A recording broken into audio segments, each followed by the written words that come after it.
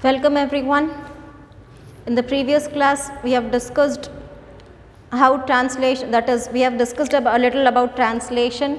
The next process of this in central dogma, it comprises of two processes, transcription and translation.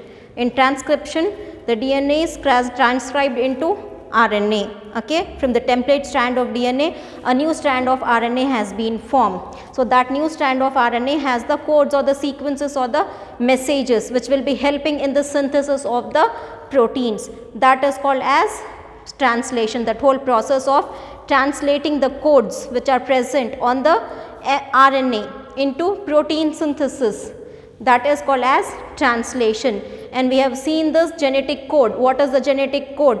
That is, it is set of nucleotides. It is a triplet of nucleotides. So there are 4 nitrogenous bases pairing for 20 amino acids. So how it has been possible? How it is possible? It was said by George Gamow that there might be some permutations or the combinations of these nucleotides, because of which we are getting 20 amino acids from this 4 nucleotides, which was supported by another 3 scientists. Now here genetic code, it was given by George Gamow. The genetic code, we will study in detail about the features of the genetic code. This genetic code was proposed by George Gamow, the scientist George Gamow. Okay, he said that there is nucleotides are present in the triplets. Nucleotides are present in the triplets which makes the genetic code. This triplet make a genetic code. So here now let us see what are the salient features of the genetic code. Salient features of genetic code. So what does the genetic code says? What do we see? Here we have already, because of those permutation combinations, we have seen that we have 64 codes. We have 64 codes because of the different combinations with the nucleotides. We have got 64 codes. How we have got the 64 codes? On this side we have taken UGAC. On this also UGAC. On this side, okay, on the side UGAC, UGAC, UGAC, then UGAC. So like this it was given, okay, and here permutation combinations were made. So how many combinations we have got? We have got 64 codes. How many codes we have, codons we have got? And when we have this permutation combinations, because of this permutation combinations, we have got 64 codons. Out of that 64 codons, here 61 are coding for amino acids. Out of 64 codons, 61 codes for amino acid synthesis. 61 codons helps in the synthesis of amino acid, whereas 3 codons does not help in the synthesis of amino acids. So these 3 are called as nonsense codons. Nonsense codons. So this is the first feature, that is, it is having 64 codons. Out of 64, 61 helps in amino acid synthesis and 3 does not help. So that is why they are called as nonsense. So this is the first. Now coming to the second feature, the codons, genetic code is non-ambiguous. The genetic code is non-ambiguous, that is, there is no confusion, there is no vagueness, there is no ambiguity. So when we read the genetic code, there should not be any confusion. There is no confusion, there is no vagueness, there is no, that is clear it is. So if AUG is the codon we have got, if AUG is the genetic code, if we have got this AUG codon, then AUG, whenever it comes, wherever times it comes, it will always code for methionine. This AUG always code for methionine. If you have got this combination, that is triplet combination, that is AUG. Whenever you get this AUG, that means AUG always helps in the synthesis of which amino acid? Methionine. If one time it is helping in the synthesis of methionine amino acid, next time it will help in valine? No. Every time when we get this combination AUG, it will always code for methionine amino acid. This code, it is always for methionine. Whenever, wherever it is produced, however it is. Here there is no ambiguity, no vagueness, no confusion. If AUG is there, then it will only code for methionine. It will only code for methionine. If UUU is there, the code, it will only code for phenylalanine, another amino acid. If we got the code AUG, it will always, how many times it comes in the sequence of DNA? It will always code for methionine. So this AUG, another purpose is also there. It is also called as start codon. But as of now, in order to explain you people, what I am saying is, if you get AUG combination on the DNA, how many times if you get there, which amino acid will be synthesized? Methionine will be synthesized. Okay. Now after this one, so there is no ambiguous. Sorry, it is non-ambiguous. Genetic code is non-ambiguous. No confusion, nothing. It is clear. It is clear.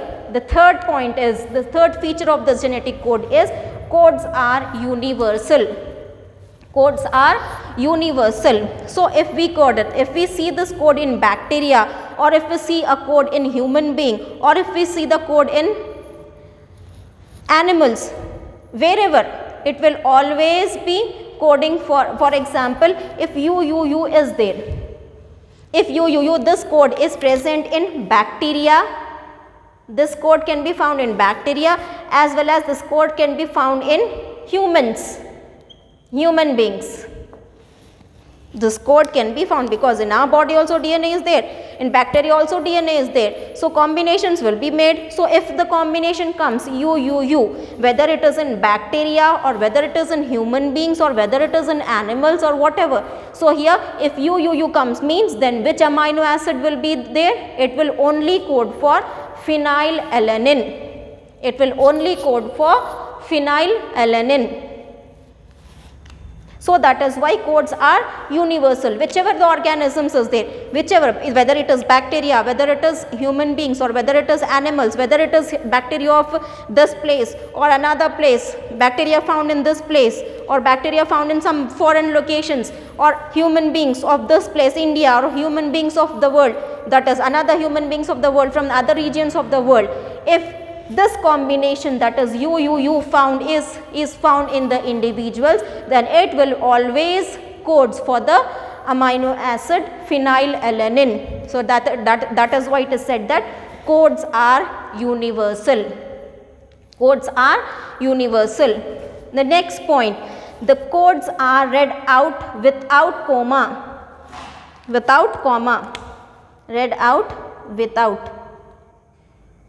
without comma or space. So when we write a sequence, if we write the sequence as A U G U U U, okay, C A G G A C G, so there won't be any space or comma in between. There won't be, if this is the sequence. If this is the sequence, so if we read the code, then how we read it? It is, we read as AUG, UUU, CAG, GAC, ACG. We read it like this, without comma or without space. Okay, so code is read as triplets. We don't read it as AU, GU, UU, CA, GG. We won't read it like this. Code is always read in triplets, without comma or without space. Without comma or without space. Okay, so we won't put, if you AUG is there, after AUG we put comma, then UUU we put comma, then CAG. This is the wrong. There is no comma. There is no comma. Or if we give space, AUG, then space we are giving, UUG, then space we are giving, then we are writing this. No, this is also wrong. No space is there in between. There won't be any space, there won't be any commas. The codes are read in triplets. The codes are read in triplets and without comma or without space. So that is what it is read. Codes are read out without comma or space. They are read out as triplets. They are read out as triplets. Now moving on to this another one. Codes are non-overlapping. The sixth salient feature here is the codes are non-overlapping. There won't be any overlap. Okay. So it's the same example if we take.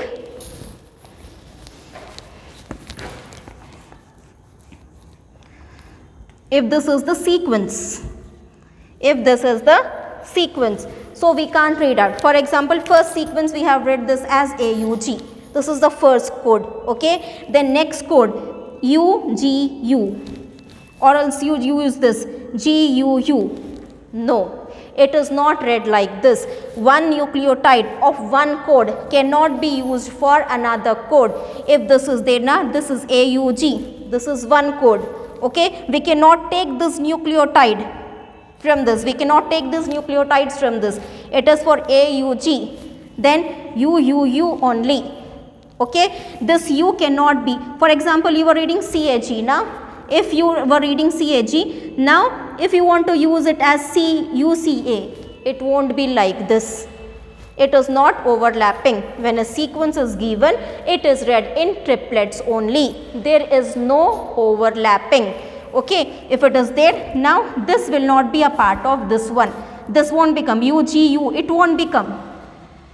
Okay, UUU, it won't become like this. If it is, the code is read in triplets, there is no overlapping of nucleotides. Nucleotides cannot be overlapped. So these that is triplet is a set of 3 nucleotides. So 3 nucleotides triplet.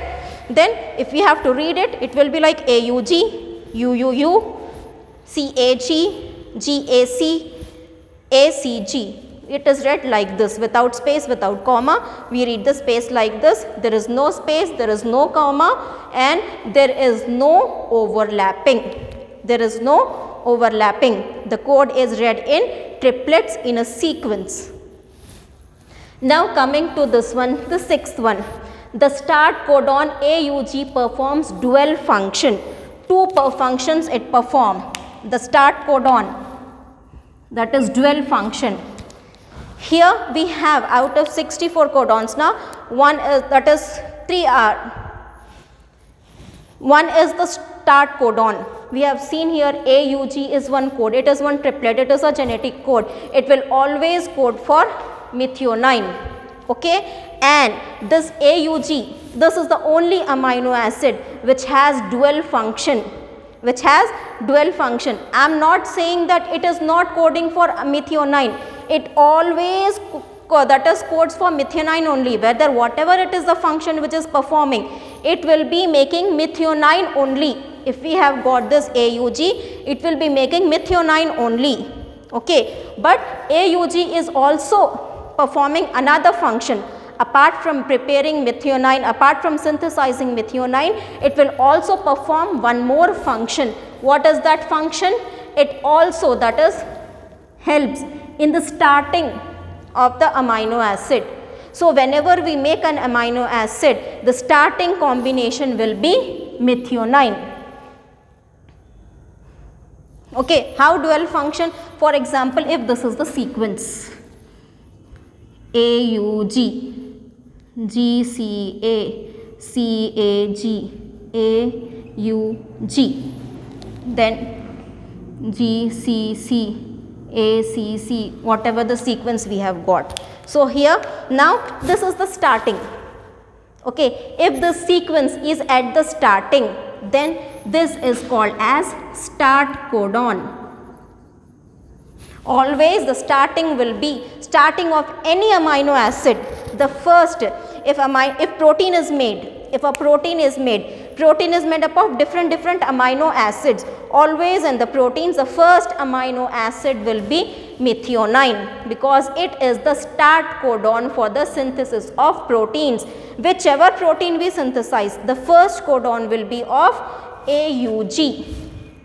Whatever protein you synthesize protein which helps in nutrition, you synthesize protein which helps in respiration, whatever enzyme. Here this one, this proteins, always the first amino acid in the proteins will be AUG. Okay. So, this is why it is called as start codon. Whenever we make the proteins, whatever combinations which we take, the first combination, the start of the protein synthesis will be with the help of this AUG only. So, that is why this AUG is also called as start codon.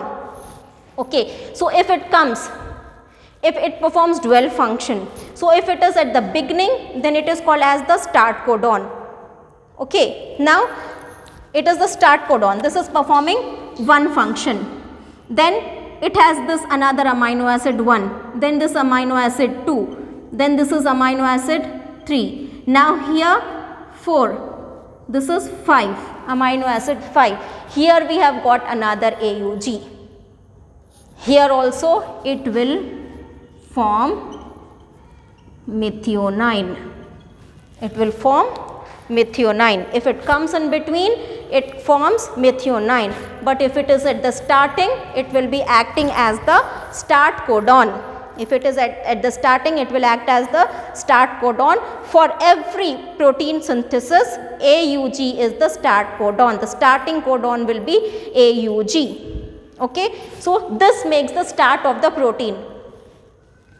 Now, coming to this next one. Here we have said that we have 64 codons. We have 64 codons. Out of 64 codons, 61 helps in the synthesis of amino acids and 3 does not help in the synthesis of amino acid. Okay. Those 3 are called as the stop codons. Those 3 are called as the stop codons. So, what are those stop codons which does not help in the synthesis of amino acids? These 3. Okay, UGA, UAA and UAG. For example, if at the end, what I have got is UGA. UGA, if I have got this code. Now, till here amino acids will be joining and forming protein, but as soon as we get this code UAG, then protein synthesis will be stopped, because this will not help in the synthesis of amino acid. So, that is why these are called as stop codons. These are called as stop codons or nonsense codons. Nonsense codons. Which one are there? These 3, UGA, UAA and UAG. Technically, different names are given to these 3 codons, 3 nonsense codons or stop codons. If UGA is there, then technically it is called as opal. If UAA is there, then we call it as ochre. Then UAG, we call it, technically it is called as amber. So, 3 nonsense codons or stop codons are there, which will be helping in the termination process of amino acid synthesis. It will be stopping the synthesis of amino acids, because it does not code for amino acid. Now, the last one is the code is degenerate. The code is degenerate. These were the different salient features of this the salient features of genetic code.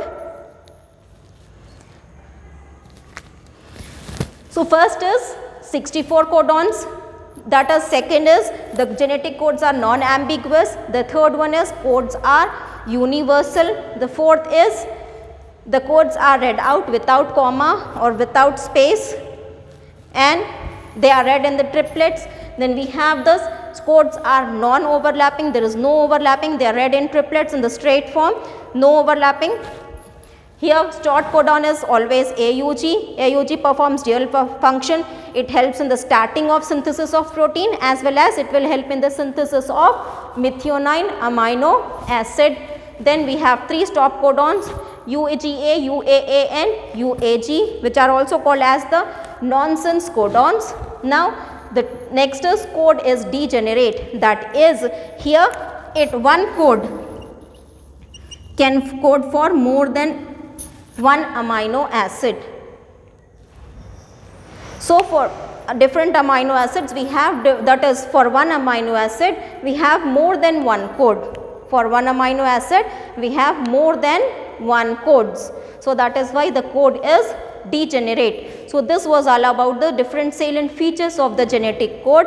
Next class we will see how the translation take place with the help of this genetic code only. Genetic code only help in translation of proteins. So, how this codes helps in the translation process where the mRNA is that is translated into proteins. We will see the process of translation in the next video.